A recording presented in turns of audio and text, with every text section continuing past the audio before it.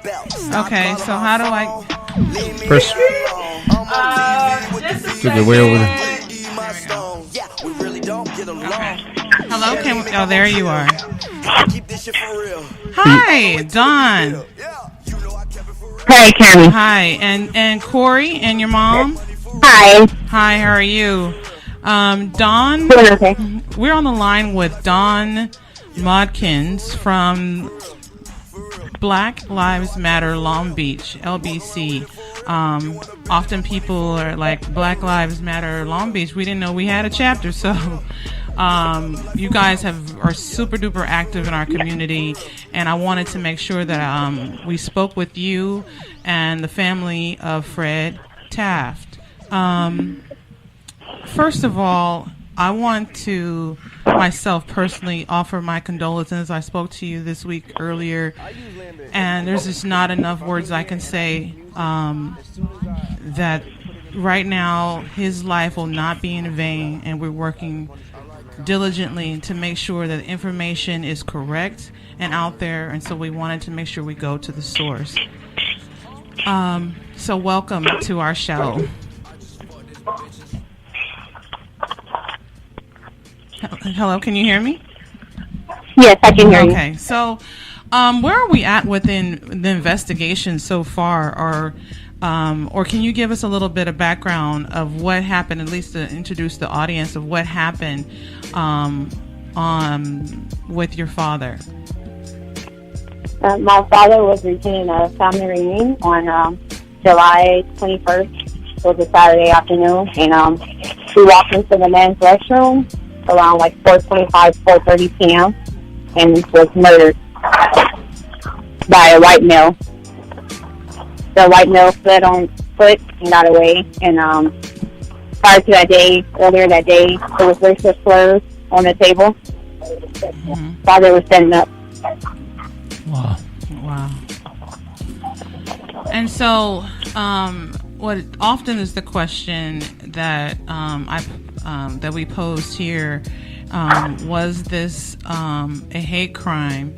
And many people that I spoke to on one side or the other, they're saying that on one end, they're saying, well, how can you connect the two? And then, as I'm hearing a lot of evidence, there is a way to connect the two. Can you explain that to us, and what and why you feel that this has been a hate crime? I feel like this is a hate crime because my dad was a 57-year-old man. He was just going to use the restroom, and he was murdered. Never seen it coming. Prior to that day, they were setting up, and there were racial slurs written on the table, saying KKK, F, nigger, go home. Mm-hmm. And but my dad wasn't robbed. Like when the police arrived and later on that day, they gave me some of the items that was with him. They gave me his wallet. Everything was still in his wallet. His cell phone was still with him. His keys were still with him. Everything was still with him. Of course, it was a hate crime. Right. And also, as far as the investigation, what has the Long Beach Police Department given to you as far as where they stand with the investigation? Really no information. They said that when they're doing the investigations, they'll need so much information that they can share. So the only information that they're giving me is basically that they're working hard on this investigation, and that they still haven't had a suspect yet, and that they will contact me once they have somebody. Right. Well, I'm you know sorry. What's so bothersome about this whole?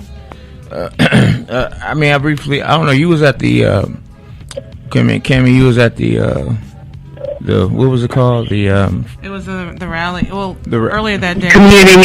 Community meeting. Yes. Now, I mean, I did see some of it on the live feed, and I was just wondering. The seemed like the police or the captain or whoever he was trying to blame them not being in fast to get to the area because they had stuff going on that weekend. Is that what he said? Yeah. Is that what he said? That's what he said.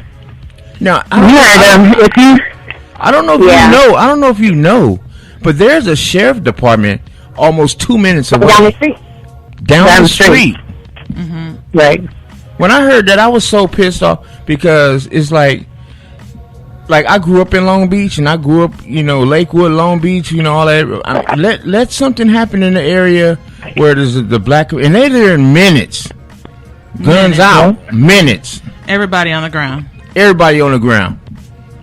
Exactly. Yeah, and I just think that I don't know, man. It's just, the police department, they probably are working hard to find out what happened, to find the corpus, the people that were responsible for this senseless killing. But I just feel that it could have been handled way better in the beginning. That person probably would have been caught if the sheriff department or somebody could have been there in minutes. They're only 2 minutes away, and they're all over Lakewood.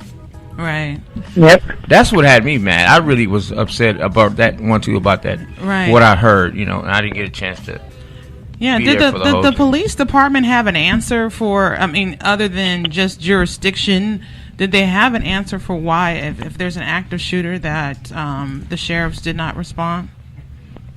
Well, they try to say that basically because that's considered Long Beach, and that's the sheriff's office is Lake State. But the park is considered Long Beach. It's an active shooter. So what? It could have been a terrorist. It could have been any situation. I mean, I know it's when anyone has. How many times have we all seen incidences occur where they're calling all hands on deck? Right. Yes. Right. Where there are multiple jurisdictions of law enforcement agencies that come in, including the FBI. There were multiple accounts of other racially motivated incidences that had occurred that day, that morning, and even after. The family has been getting reports from other residences who live in that neighborhood of other racially motivated events that have been happening. So you might have seen in some of the articles that have come up already where reports of what you mentioned, Cammie, at the beginning, where the softball coach mentioned to Corey that his softball team had been being harassed for days or even weeks before leading up to this incident, being told, this isn't your park, niggas go home, like these types of comments. And this has happened to them on numerous occasions. And the person who had been making these, antagonizing them was white. Often came up driving a white Prius, sometimes came up on a bicycle or walking. And let me tell you, I'm going to share this with you. The other day, we were there at the park again. That was yesterday, Corey, right? Yeah, yesterday. You tripped me out. We were at the park. We're doing an interview with another paper, we're doing an interview there, and we're talking. And we see a black pickup truck heading southbound on Charlene Street, just in between Pan Am Park and Bancroft, for those who know this area, headed towards Centralia. And it sat at the corner for a little while. And Corey looked over, and we're sitting there with this other writer, myself, Corey, her mother, Marita, and we're standing there. Corey was like, Mom, ain't that truck that was circling the day that my dad was killed? Huh? That was on Friday when we were passing out flyers. Oh, the Friday when they were... On their neighborhood app, people were riding up to the street on Friday. We were passing out flyers saying, hey, Corey, hey, Marita. So somebody in the neighborhood told us that we were out there passing out flyers. Then we saw this truck on Friday as well. And we saw it yesterday. So they see this truck on Friday circling around, kind of watching them, right, on Friday. So here you got the whole weekend pass. We were there on Tuesday.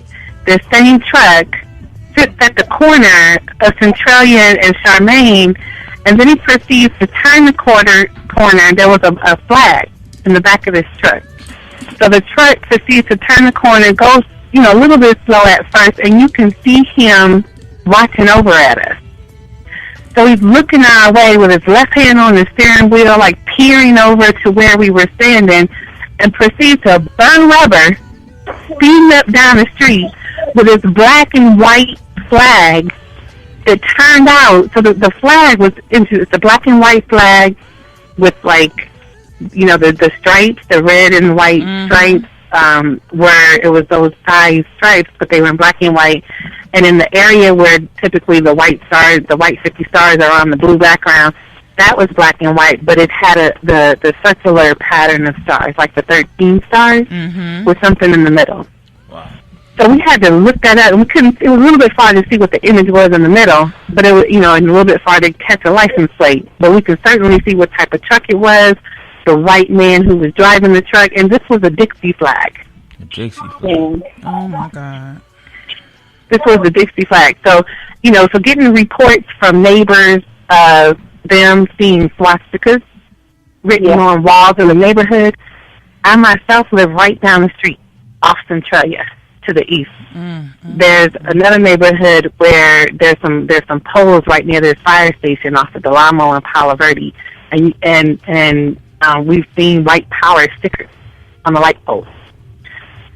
Long Beach and Lakewood, there's some history of racism here. So it's just crazy that most recently there's this open or green light on, you know, an approval for folks to come out with their racist, white supremacist hatred, right? And when you have, like you just said, what was that, Luke?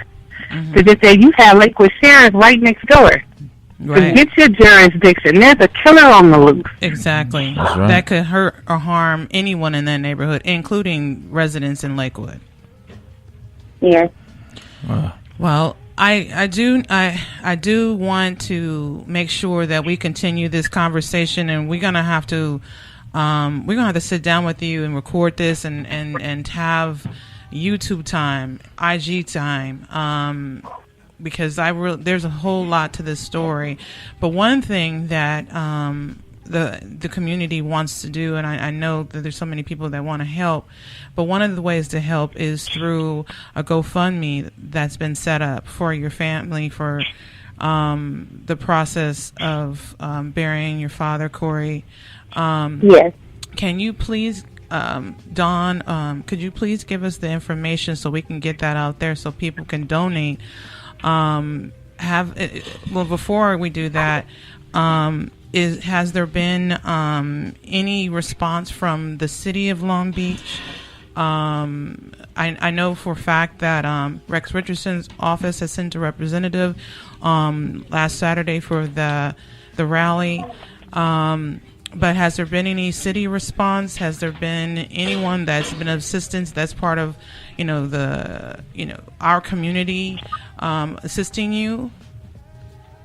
You want to let your mom chime in? Yeah, just let me let my mom talk a little bit.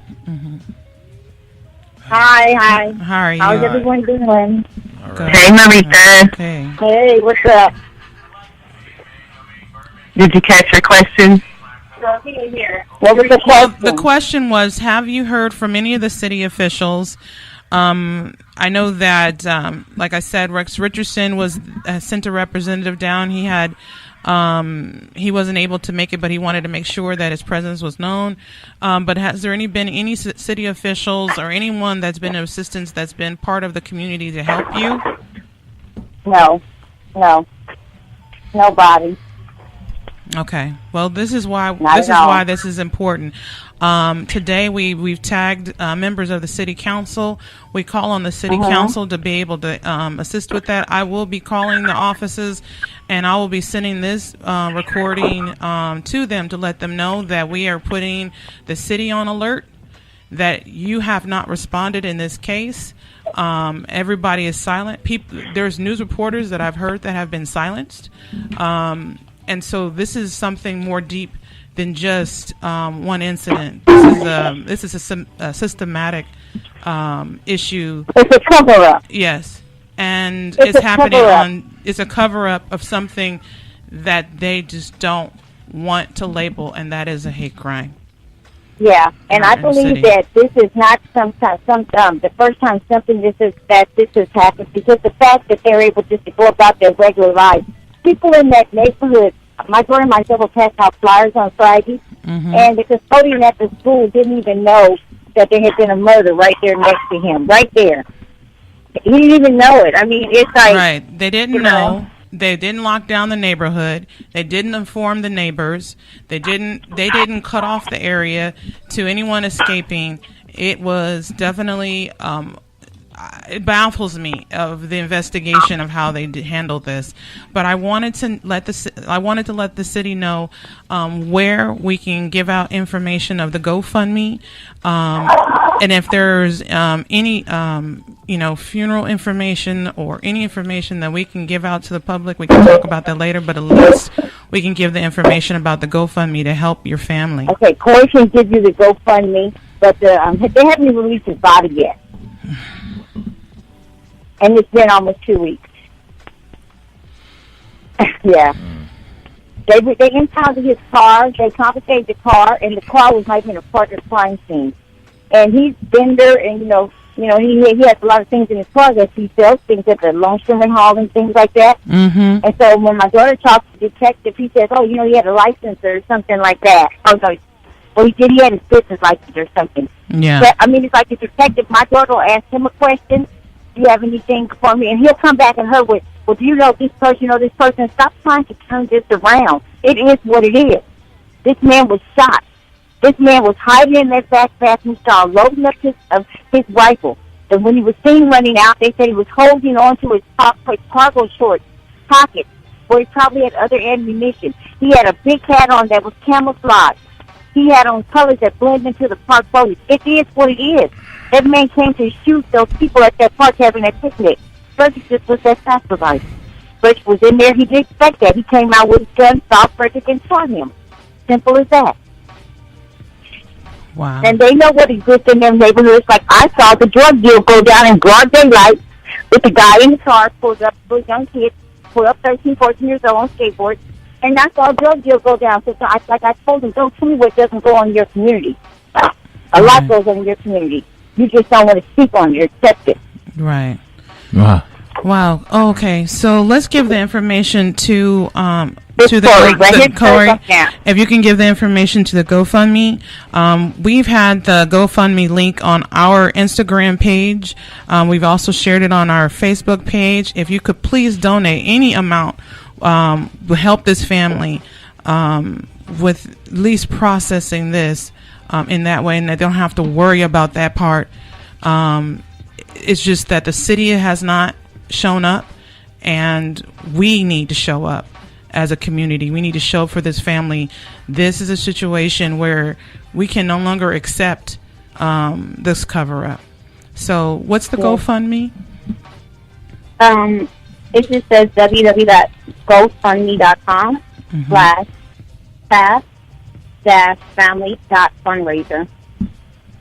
Okay, well, thank you so much to Dawn. Are y'all doing any more hitting the streets and stuff like that? Because if so, if y'all plan on, we will be, and especially I want to just a little shout out for some local folks who might be listening to this, particularly if you live in the neighborhood and you came out on Saturday to support the Taft family, to support Marita, Corey, and the rest of the family.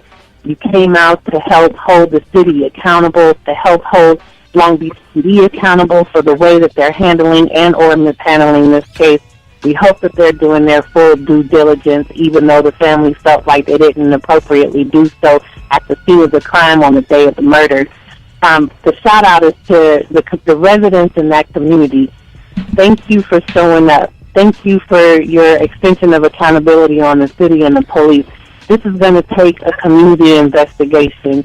So a date and time will be coming up soon when those, well-meaning neighbors, particularly our white community, we need you to hold one of your own responsible. We're not used to having a profile middle-aged white man. We're going to have to get uncomfortable with that, right? We're not just on the Nextdoor app profiling people of color. We now have to profile these middle-aged white men, right, who are walking around carrying out their racist acts. This was a hate crime. The date and time will be coming. Thank you, Tammy and Luke, for opening up space to put that call out when the dates are set.